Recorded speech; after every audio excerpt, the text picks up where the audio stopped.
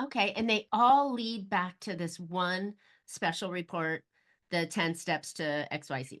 Yeah, and I say 10 steps to the only because Capsho like creates that, but it could really be if even if you didn't want to use 7. Capsho, you could still follow this strategy and it could be any lead magnet that, it could be an ebook, it could be a guide, it could be, yeah, whatever that you Something that's wanted. going to solve an immediate, quick problem that your Yes. ideal prospect has right Yeah. now that Yeah. is urgent enough for them to go, here's my email address. 100%. Yeah, that's it. Now, another caveat. So there's two caveats to this working. Okay, this will work if you have these two things in place. One is the right audience. We already spoke about that. You have to have Mhm. the right audience following you.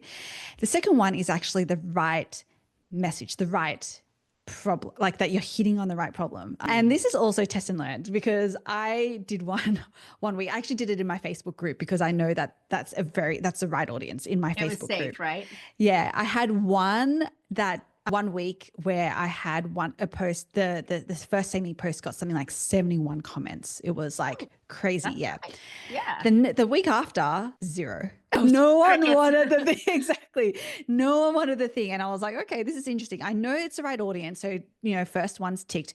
It's just I was not hitting the right Right problem problem. for them.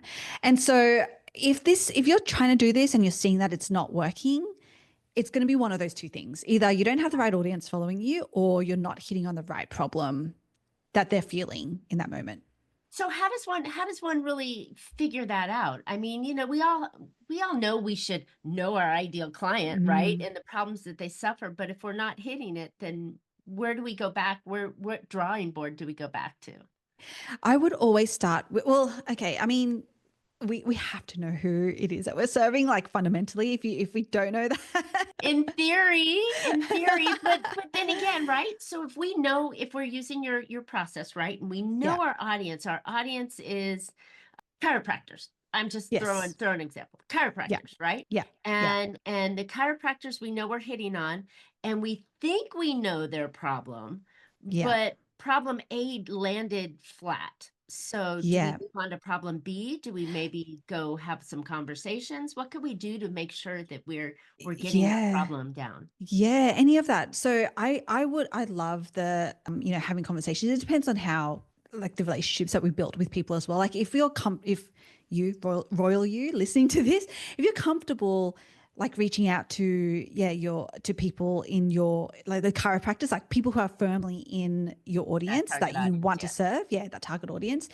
and you're comfortable being like, hey, I'm trying to build something that's going to be of value to you, or I'm working on whatever, like have that conversation with them and then test it and then be like, okay, cool. Love that. Now I'm going to just put this message out there and see who else bites.